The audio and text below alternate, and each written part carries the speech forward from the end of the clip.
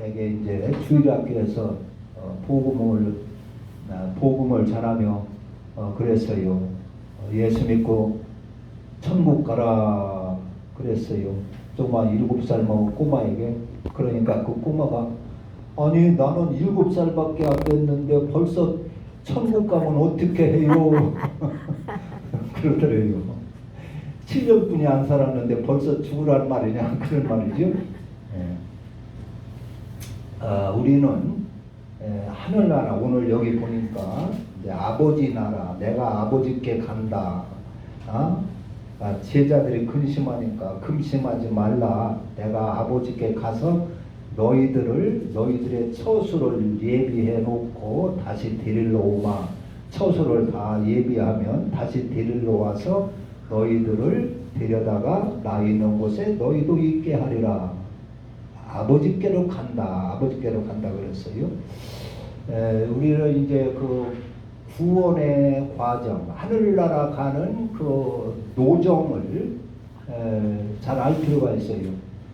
우리는 이 세상 떠나면 바로 하늘나라 가는 줄로 아는 수가 있어요. 그래서 이제 우리가 돌아가시는 분이 있으면 우리보다 먼저 하늘나라 가셨으니 먼저 가서 우리를 기다릴 것이다.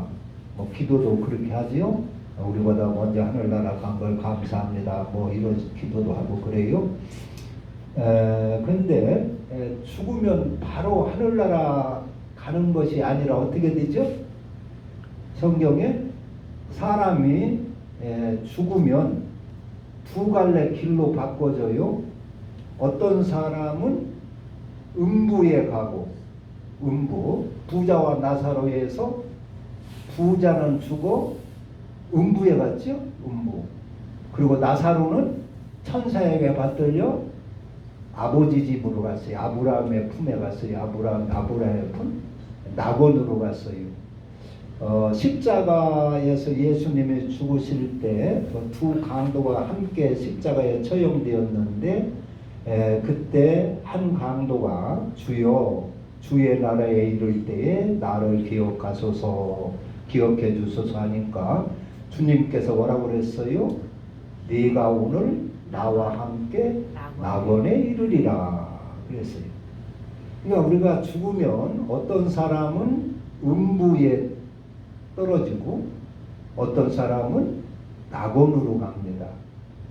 그리고 부활을 언제 해요? 부활을 예수님이 재림할 때 부활을 합니다. 우리를 다 일으킵니다. 그래가지고 그때 부활을 할 때 또 두 종류의 부활이 있어요. 첫째는 생명의 부활이 있고 또 사망의 부활이 있어요. 똑같은 부활이 아니에요. 부활할 때도 심판의 부활이 있어요. 그래서 요한복음 3장 5장 29절에 선한 일을 행한 자는 무슨 부활로요? 생명의 부활로. 악한 일을 행한 자는 심판의 부활로 나오리라 그랬어요.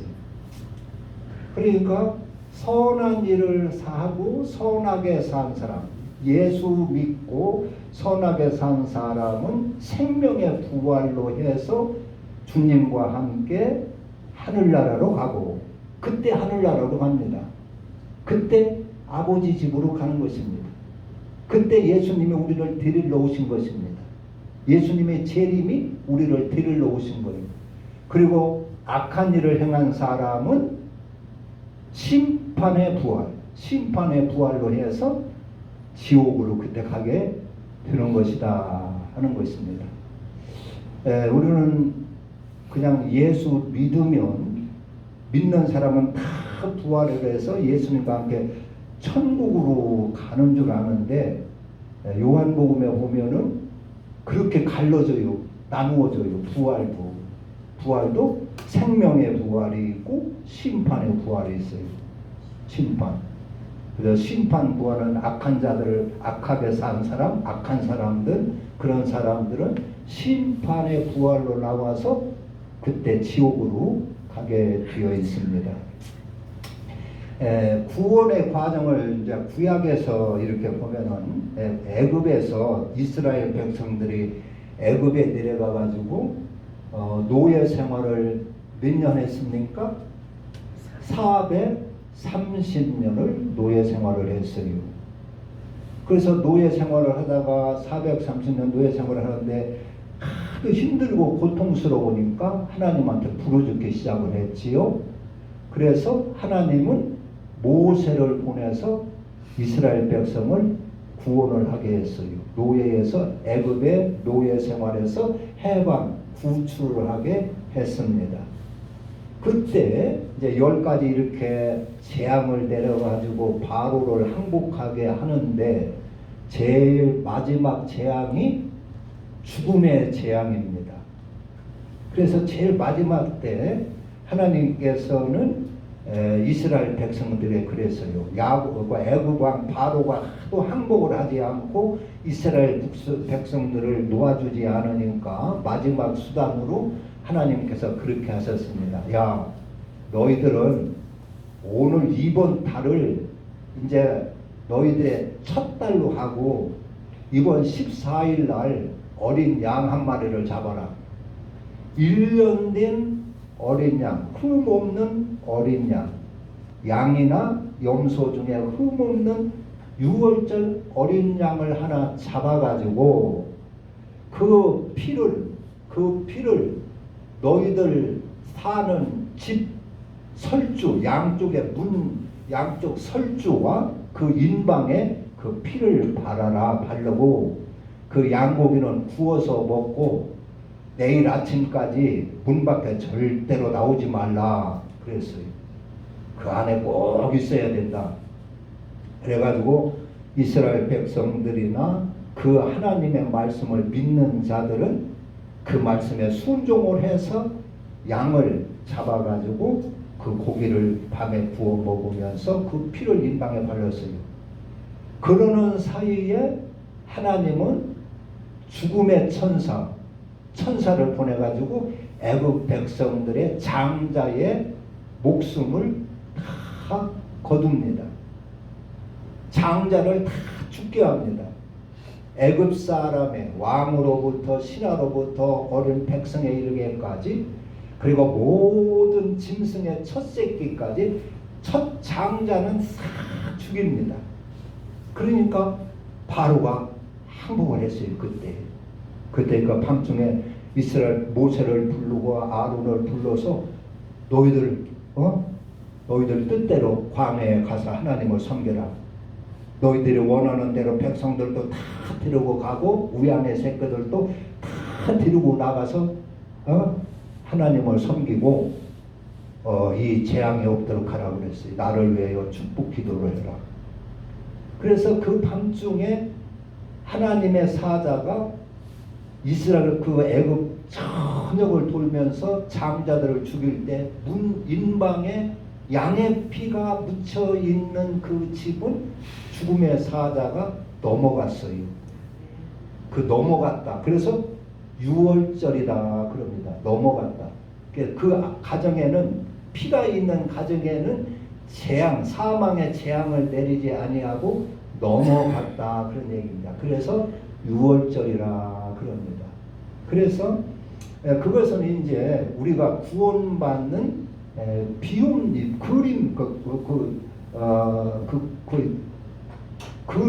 그림자입니다. 그림자. 실제가 아니고 그래서 그것이 우리가 어떻게 죄악 세상에서 구원받느냐 하는 것을 구약에서 보여준 사건입니다. 그러면 그 피가 뭐냐 그런 얘기입니다. 그건 어린 양의 피입니다. 그 당시는 양을 잡아가지고 바른 진짜 양의 피입니다. 그러면 오늘날도 우리에게 양의 피가 있어서 발라가지고 우리가 예수님이 올 때를 기다려야 되는 것이냐, 우리도 양을 잡아야 되느냐, 그게 아니라 오늘날 신약에는 예수님께서 대신 우리를 위하여 그 당시 6월절에 이스라엘 백성들을 위하여 양이 죽은 것처럼 오늘날 신약은 예수님이 직접 오셔서 단번에 자기가 십자가에 달려 죽으심으로 피를 흘리심으로 우리를 구원하셨단 말이요. 그래서 그 예수의 피가 있어야 우리가 구원을 받는다는 것입니다. 예수의 피. 그런데 여기서 이제 조심을 해야 할 것이 예수님이 우리를 위하여 대신 십자가에 달려 피 흘려 죽었으니까 우리는 마음으로 믿고 마음으로 그거 믿기만 하면 아무 공로 없이 아무런 조건 없이 구원받는 것이다. 이렇게 아는 수가 있고 또 하나는 여기서 조심을 해야 돼요. 여기서 아주 믿음이 잘못 삐뚤어지는 수가 있어요. 그러니까 예수님이 나를 위해서 죽었으니까 나는 아무 조건 없이 그것을 인정하고 믿기만 하면 구원받는 줄로 아는 그런 믿음이 있어요. 그리고 또 하나는 그 예수의 피라고 하는 것은 그냥 2000년 전에 우리를 대속해 주신 그 예수님의 피가 분명히 우리의 죄를 대속해 준 것이지만은 오늘날 우리가 구원을 받으려면 그 피의 은혜를 입으려면 어떻게 해야 되느냐? 우리의 심령 속에 우리의 심령에 그 심령의 문의 설주와 인방에 피가 발라져야 되는데 그 피는 2000년 전에 있는 예수님의 피를 갖다가 바를 수는 없는 거라는 말이요. 없는 건데 그걸 어떻게 우리는 그 예수의 피를 내 심령 속에 바르느냐 있게 하느냐. 그 피를 보고 하나님이 구원을 하시고 그 피를 보고 재앙도 넘어가고 그 피를 보고 우리를 보호하시는데 그 피가 뭐냐? 그것은 우리가 주님의 말씀, 주님의 그 말씀을 잘 받아서 사는 데 따르는 수고와 희생을 말한다 하는 것입니다. 그러니까 예수의 말씀대로 살기 위하여 내가 흘리는 수고와 피와 땀과 희생을 말한다 그런 얘기입니다. 그러니까 그런 그 희생, 예수의 말씀, 예수님께서 우리에게 주신 그 예수님의 그 십자가의 도, 그분의 그 교훈, 그 말씀대로 살기 위하여 내가 하는 수고, 땀, 희생, 그것이 있어야 된다 그러네. 그것이 예수 그리스도의 피다 그런 얘기입니다. 그러니까 그런 것처럼 그게 아니고 두 가지였다. 두 가지. 그러니까 예수님의 나를 위해서 대신 죽었으니까 우리는 아무 조건 없이 그냥 마음으로 믿기만 하면 그게 우리의 몸에, 우리 영혼에 예수의 피가 있는 것이다. 그래서 구원받는 것이다. 이렇게 아는 것이 있고, 그렇지만 그렇기도 하지만은 우리는 이제 예수님의 말씀대로 살기 위한 희생, 내가 그분의 말씀을 받아서 그대로 살기 위하여 살면서 하는 그 수고, 희생, 피, 땀, 이것이 예수의 피다 그런 얘기입니다. 그 피가 있어야 그 피가 내 영혼의 인방에 피를 바르는 것이고 설주에 피를 바르는 것이다.